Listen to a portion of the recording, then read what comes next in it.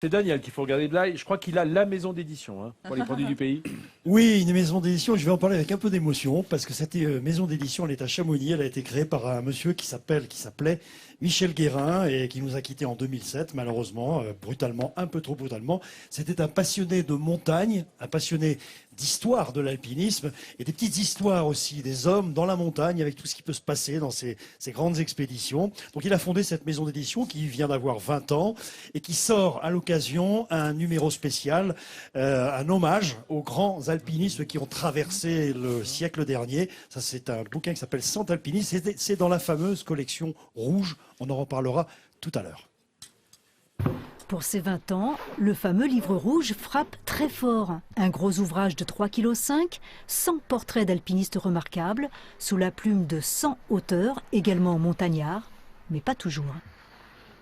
On a fait le choix aussi d'aller chercher des auteurs connus, qui ne sont pas des alpinistes professionnels, mais qui ont un lien avec la montagne, en tout cas qui ont une affinité particulière et qui ont accepté, eux, d'écrire sur, par exemple, Hervé Deluca a accepté d'écrire sur Paul Preuss, Jean-Christophe Ruffin, qui est un auteur maison, qui a écrit sur Tita Piaz, ou Sylvain Tesson, qui a écrit sur Edlinger. Donc voilà, du coup, on a vraiment une combinaison de cordées qui sont très originales, on espère.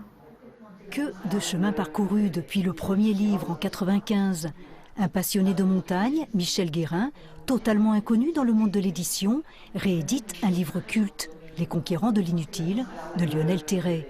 Son plus, des images à presque chaque page.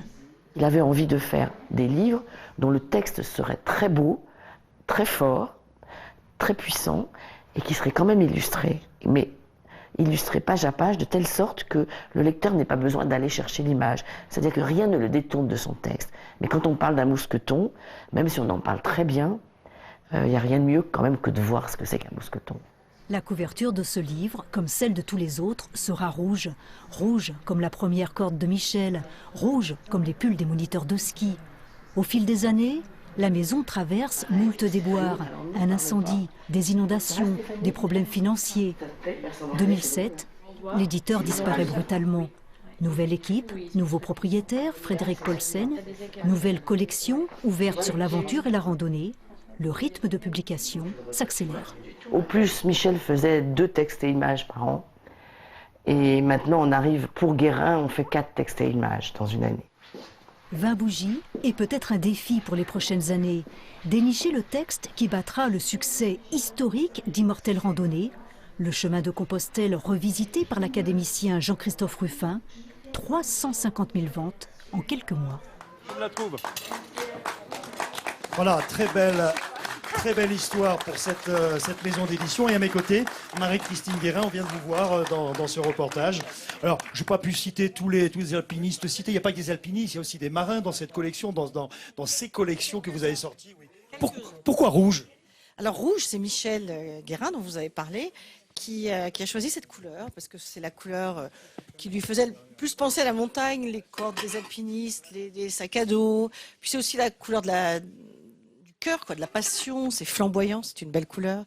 Et ça va bien à cette passion qu'est l'alpinisme. Alors, vous avez réuni des écrivains qui vont bien au-delà de la montagne, bien entendu. Vous avez attiré à la montagne des écrivains qui n'étaient pas des montagnards. Je pense à Yann Kefelec particulièrement, qu'on a reçu dans l'émission à Nantes. Oui, Yann Kefelec. Et le tout dernier, 100, ce sont les alpinistes. L'homme de ma vie, et qui a un récit fantastique sur son père et qui est un auteur vraiment un ami, très, très agréable.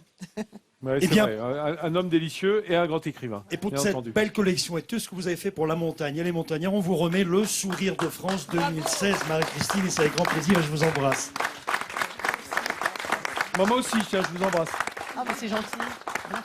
Oui, c'est un beau métier que vous faites. Alors,